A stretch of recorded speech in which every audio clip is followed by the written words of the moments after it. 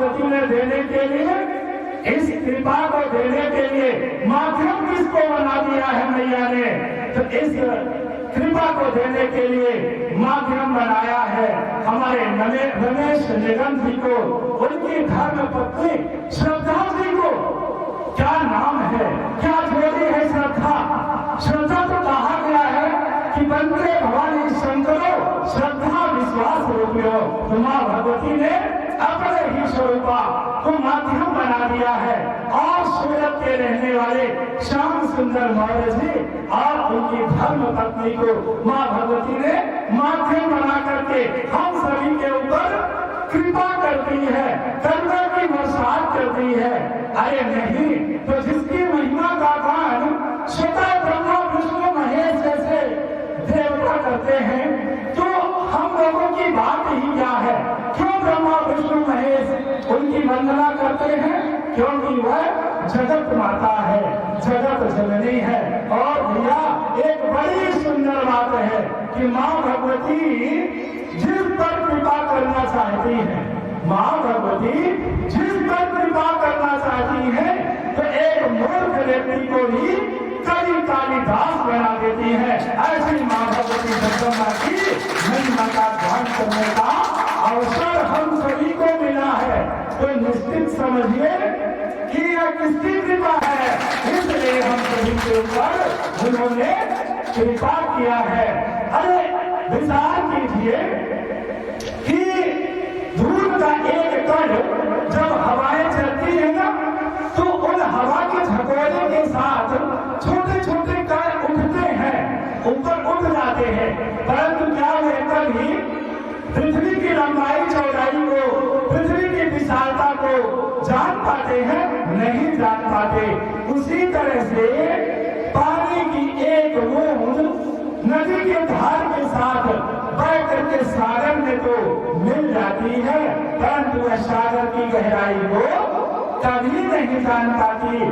उसी तरह से माँ भगवती जगदम्बा की महिमा को कोई नहीं जान सकता। क्या कोई जान सकता है? नहीं जान सकता है। अरे जिसकी वंदना, जिसका महिमा का गान ब्रह्मा विष्णु भी करते हैं, तो हम कुछ मनुष्यों की बात ही क्या है। फिर भी भैया माँ तो माँ ही होती है, माँ तो माँ ही होती है। जिस तरह से इस संसार में संसारिक माता अपने बच्चों के तोतले शब्दों को विषय करके, जिस समय बच्चों से बोलना नहीं आता, वो तोतला करके बोलता है ना, तो उस समय बच्चे के तोतले शब्दों को विषय करके माँ भगवती जगदम्बा प्रसन्न हो जाती है।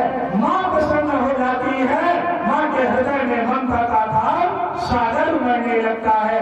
उसी तरह से हम लोगों के टूटे फूटे शब्दों को भी सुन करके माँ भगवती जगदम्बा प्रसन्न हो जाएगी, क्योंकि वह तो माताओं की भी माता है, जगत माता है, जगत जननी कहा गया है उसे। निश्चित ही वह माँ हम सभी भक्तों पर कृपा अवश्य करेगी। वैसे ही इस संसार में भैया माँ शब्द की बड़ी महिमा बताई गई है। क्यों माँ शब्द की महिमा बताई गई है? क्योंकि जब मनुष्य इस संसार में आता है, पहली बार इस संसार का, इस लोक का दर्शन करता है ना, तो वह कहाँ बैठ करके करता है भैया? वह कोई कुर्सी नहीं होती, वह कोई बिस्तर नहीं होता, वह कोई माँ की गोद नहीं होती है, जिस पर बैठ करके मनुष्य सर्वप्रथम इस संसार का, इस लोक का दर्शन करता है।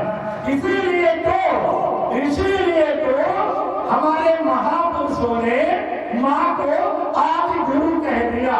क्या कह दिया? आदि गुरु कह दिया कि माँ तो मनुष्य की आदि गुरु होती है। और हम सब भी जानते हैं, हम सब भी जानते हैं कि जब इस संसार में हम लोग जन्म लेकर के आते हैं भैया, तो कोई ज्ञान नहीं रहता, ना चलने का ज्ञान रहता, ना बोलने का ज्ञान रहता, और ना ही भोजन करने का ज्ञान रहता। तो हम लोगों को चलना कौन हमारे माता पिता हम सबको बोलना कौन सिखाता है? हमारे माता पिता हम सबको भोजन करना कौन सिखाता है? हम सबको भोजन करना कौन सिखाता है? हमारे माता पिता। इसीलिए हम सभी को अपने अपने माता पिता का सम्मान करना चाहिए। इसीलिए हम सभी को अपने माता पिता का सम्मान करना चाहिए। इस संसार में जितने भी महापुरुष हुए हैं ना, सभी अपने माता पिता का सम्मान करते थे। वह चाहे राम हो, कृष्ण हो, गौतम बुद्ध, महावीर, कोई भी हो, सभी अपने माता पिता का सम्मान करते थे। सुबह सुबह उठ करके उनको प्रणाम करते थे। गोस्वामी तुलसीदास जी ने भी रामचरितमानस में यही लिखा है। क्या लिखा है गोस्वामी तुलसीदास जी ने? कि काली उठ के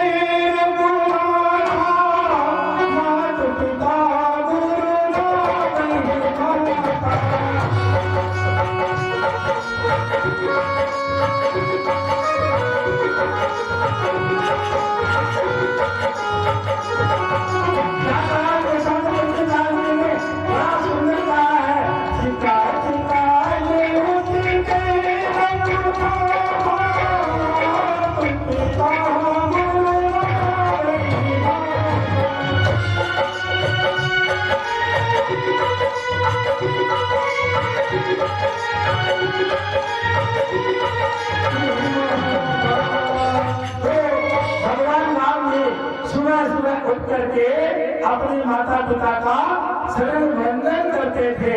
तो भैया उसी तरह से यदि हम लोग भी इस संसार में धर्मवान बनना चाहते हैं, महान बनना चाहते हैं, तो हम सभी को अपने माता पिता का सम्मान करना चाहिए। हम सभी को सुबह सुबह उठ करके अपने माता पिता का शरण वंदन करना चाहिए। यही हमारे धर्म ग्रंथ वेद पुराण सब कहते हैं कि माता पिता से बढ़ करके संसार में और कोई नहीं होता। और हम लोग भी बचपन में अपने माता पिता से अत्यधिक प्रेम करते थे। लेकिन आज तो विचार करने की बात है कि क्या हमारे अंदर वही प्रेम आज भी है जो प्रेम बचपन में हम लोग अपने माता पिता से करते थे? यह सब कुछ विचार करने की बात है। इस तरह से भैया माँ शब्द के अनेकों रहस्यों को हम लोग 3 दिनों तक, कितने दिनों तक? 3 दिनों तक माँ शब्द के अनेकों रहस्यों को श्रवण करके इस सत्संग रूपी गंगा में स्नान करके, इस सत्संग रूपी गंगा में बोते लगा करके अपने तन मन को पवित्र करके अपने जीवन को सफल बनाने का प्रयास करेंगे। वैसे भी कहा गया है कि मनुष्य जीवन में सत्संग की परम आवश्यकता होती है। वैसे भी मनुष्य जीवन में सत्संग की परम आवश्यकता होती है। क्यों परम आवश्यकता होती है सत्संग की? क्योंकि ऐसा कहा जाता है कि बिन सत्संग विवेक न होई, बिना सत्संग के विवेक नहीं हो सकता। अब यहाँ कुछ लोग कहेंगे, उनके मन में तर्क उठता होगा, सोचेंगे, कहेंगे कि महाराज हम लोग पढ़ने लिखने नहीं जाएंगे, स्कूल नहीं जाएंगे, तो क्या डॉक्टर, मास्टर, इंजीनियर बन जाएंगे? तो यहाँ विवेक शब्द का अर्थ स्वयं के प्रति लिया गया है कि भैया हम मनुष्य हैं, तो मनुष्य के धर्म क्या होते हैं, मनुष्य के कर्म क्या होते हैं, मनुष्य के गुण क्या होते हैं, ऐसा ज्ञान तो हमें केवल सत्संग से मिलता है। कहाँ से मिलता है? सत्संग से ही ऐसा ज्ञान हमें मिलता है। वैसे भी सत्संग को गंगा से बढ़ करके बताई गई है। ये सत्संग रूपी गंगा, गंगा से भी बढ़कर करके है। क्यों गंगा से बढ़ करके बता दिया महापुरुषों ने कि ये सत्संग रूपी गंगा गंगा से बढ़ करके है? क्योंकि गंगा में व्यक्ति नहाने जाए और गहराई में चला जाए तो भैया वो मर जाता है, डूब जाता है, मर जाता है। लेकिन जो सत्संग की गहराई पर चला जाता है वह डूबता नहीं है, वह भैया पार जाता है, संसार सागर से पार हो जाता है। इसलिए सत्संग की बड़ी महिमा होती है। तो एक समय की घटना है, एक बार सभी यमदूत एकत्रित होते हैं, संगठित होते हैं और संगठित होकर के अपने स्वामी यमराज के पास जाते हैं। यमराज के पास जाकर के कहते हैं कि प्रभु, हम लोग इस समय गंगा से त्रस्त आ चुके हैं, गंगा के कारण हम लोग त्रस्त आ गए हैं, थक गए हैं, अब लगता है कि हम लोग किसी को लेने ना जाया करें। तो ऐसा सुन करके यमराज कहते हैं कि दूतो क्या हो गया, तुमने बताओ क्या हो गया। तुमने बताओ कि क्या हो गया। तो यमदूत कहते हैं कि महाराज, गंगा हम लोगों को देवदूतों से खूब मरवाती है, रह जाते हैं, गंद रह जाते हैं कि यमदूतों तुम लोगों को गंगा क्यों मरवाती है देवदूतों से, आखिर तुम लोगों ने गंगा का बिगाड़ा क्या है। तो यमदूत कहते हैं कि महाराज, यह तो पता नहीं है कि गंगा यमदूतों से हम लोगों को देवदूतों से क्यों मरवाती पिटवाती रहती है। ऐसा सोच करके आज यमदूत कहते हैं कि महाराज, यदि आपने कोई उपाय नहीं किया और यही स्थिति चलती रही तो एक दिन आपके दरबार में कोई नहीं आएगा, आपका दरबार खाली ही पड़ा रह जाएगा। ऐसा सुन करके तो आज यमराज कहते हैं कि तुम लोग चिंता ना करो, हम गंगा के पास जाते हैं, उससे बातें करते हैं और समझाने का प्रयास करते हैं कि गंगा ऐसा करना बंद कर दे। तो आज यमराज जी गुस्से में होकर के अपनी गदा को उठाते हैं, कंधे पर रखते हैं और गंगा मैया से मिलने के लिए हरिद्वार की ओर प्रस्थान कर जाते हैं। जिस समय हरिद्वार पर यमराज जी पहुंचते हैं ना, तो वहां पर गंगा मैया की आरती हो रही थी। कैसे आरती हो रही थी गंगा मैया की, आइए सुनते हैं कि कैसे गंगा मैया की आरती हो रही थी। ओम जय गंगे मैया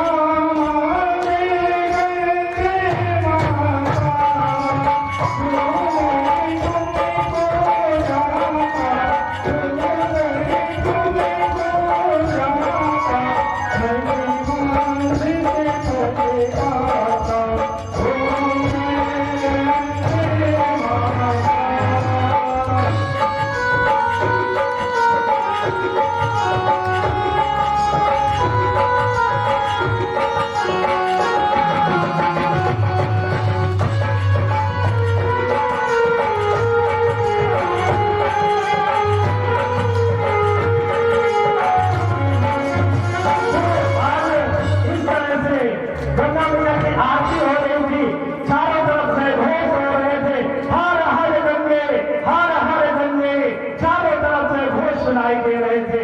तो फिर आप लोग क्यों बैठे हैं, उठाइए दोनों हाथों को, बोले गंगा मैया की जय, गंगा मैया की जय, गंगा मैया की जय, हर हर गंगे, हर हर गंगे, हर हर गंगे।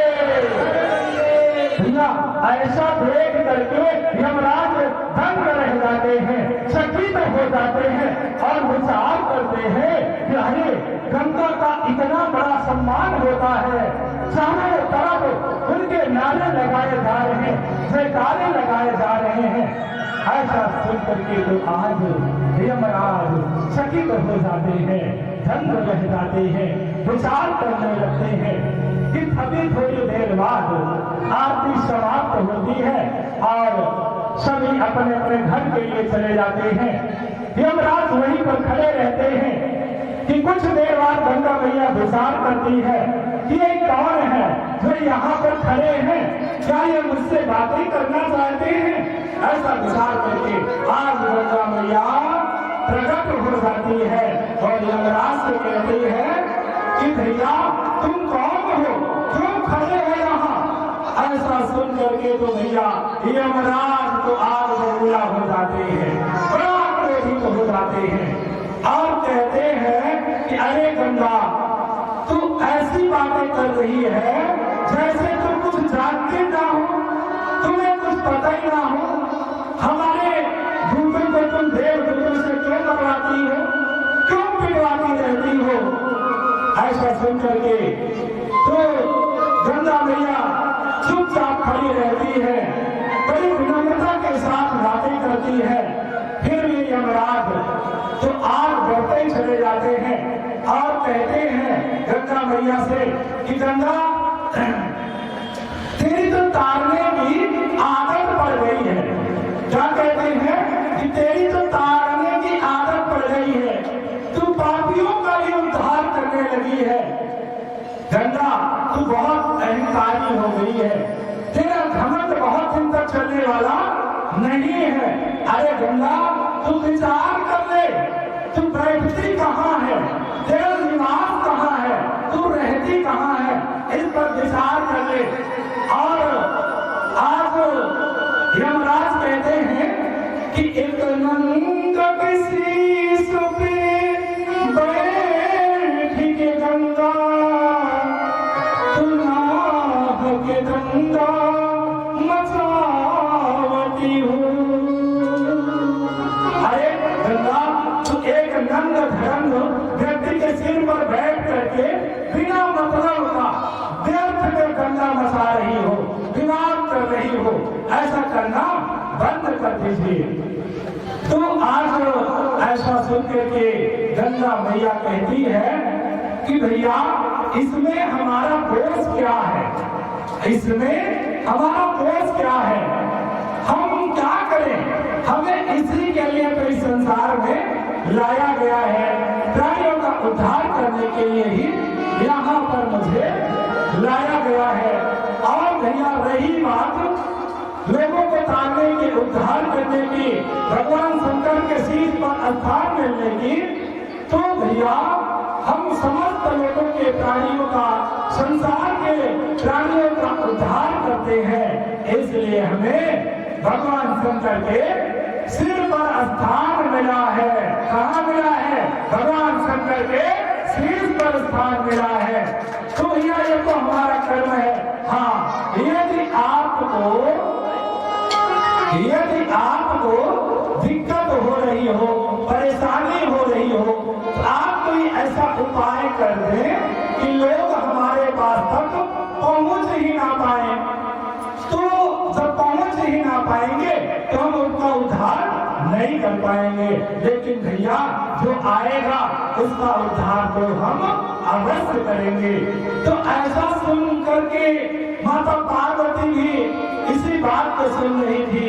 तो माता पार्वती को लगता है कि आज गंगा तो बड़ी अहंकारी हो गई है, उसे अहंकार हो गया है। तो आज माता पार्वती से विचार करती है कि गंगा तू संसार के प्राणियों का उद्धार करती है, इसलिए तुम्हें भगवान शंकर के सिर पर स्थान मिला है। लेकिन गंगा आज हम संकल्प करते हैं कि ऐसी गंगा बहाऊंगी, ऐसी गंगा बहाऊंगी कि जो समस्त लोगों के प्राणियों का कल्याण करने वाली होगी। ऐसा विचार करते हुए आज माता पार्वती जी भगवान शंकर के पास जाती हैं। कहाँ जाती हैं? भगवान शंकर के पास जाती हैं और उनके पास जाकर प्रणाम करती है, बैठ जाती है और उनसे ऐसी गंगा बहाने के लिए निवेदन करती है जो समस्त लोगों के प्राणियों का उद्धार करने वाली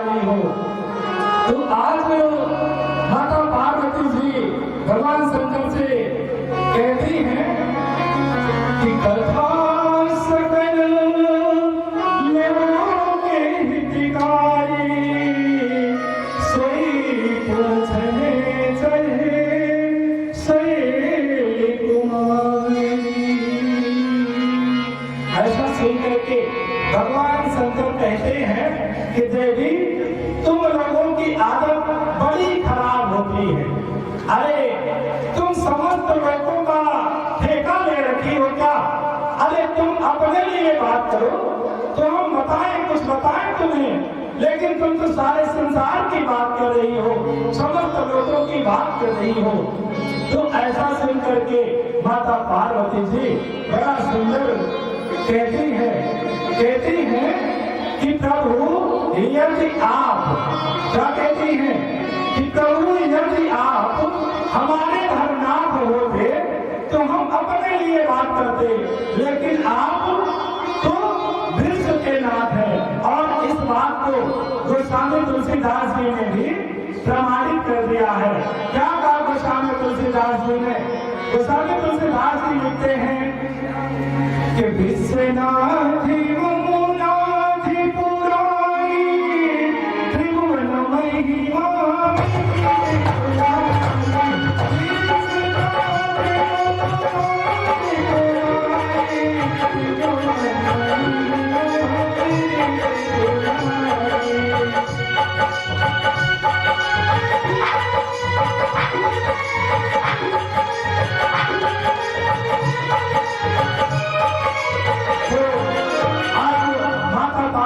कहती है कि प्रभु आप हमारे भरनाथ नहीं है, आप हमारे भरनाथ नहीं है, आप तो विश्व के नाथ हैं। इसलिए आपके मुख से जो भी चर्चा होगी वो विश्व के कल्याण के लिए होगी, जगत कल्याण के लिए होगी।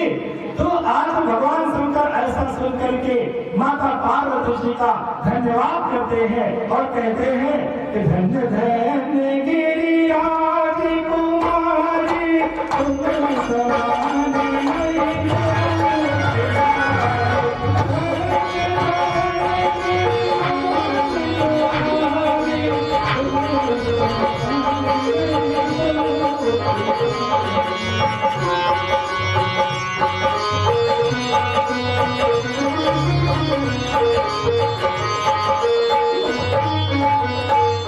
ऐसा सुन करके पार्वती जी कहती है कि प्रभु आप हमें धन्यवाद क्यों दे रहे हैं? हमने क्या किया है जो आप हमें बार बार धन्यवाद दे रहे हैं? तो भगवान शंकर कहते हैं कि देवी आपको धन्यवाद इसलिए है। क्यों धन्यवाद है? तो भगवान शंकर कहते हैं कि गोस्वामी तुलसीदास जी प्रमाणित करते हुए कहते हैं कि पूछ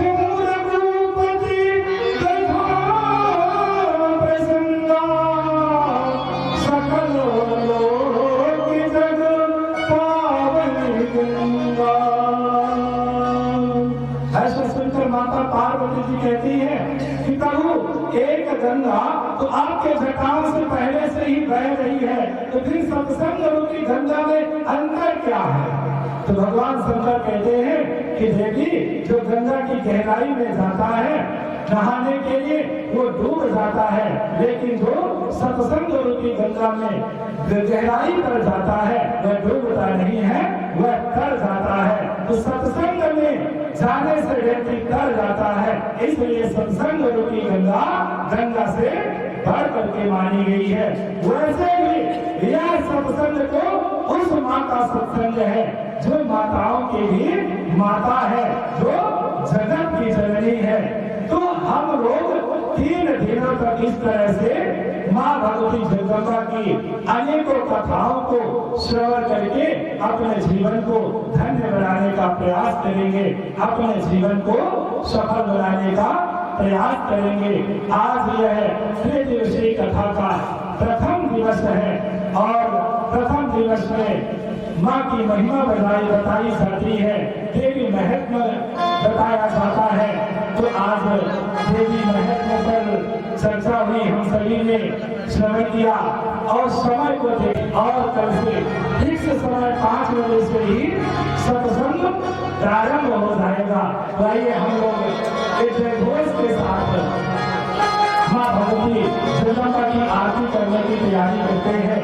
बोलिए माता भगवती माँ काली की, कल्याण भावे की। आइए जब तक आरती की थाल सजाई जा रही है तब तक हम लोग एक भजन का आनंद लेते हैं।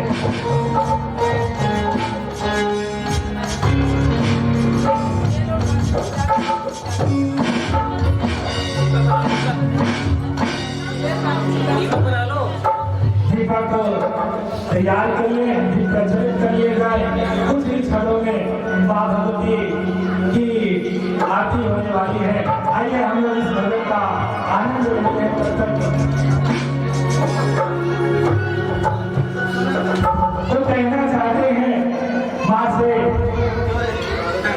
कि मैं आऊं तेरी मैया, हे काली मैया, तो मैं आऊं तेरी मैया, हे काली मैया, मैं आऊं तेरी मैया, हे काली मैया, मैं आऊं तेरी मैया, हे काली मैया, आओ तेरी मैया, हे काली मैया, हे काली मैया, हे काली मैया, हे काली मैया, हे काली मैया, मैं आऊं तेरी मैया, हे काली मैया।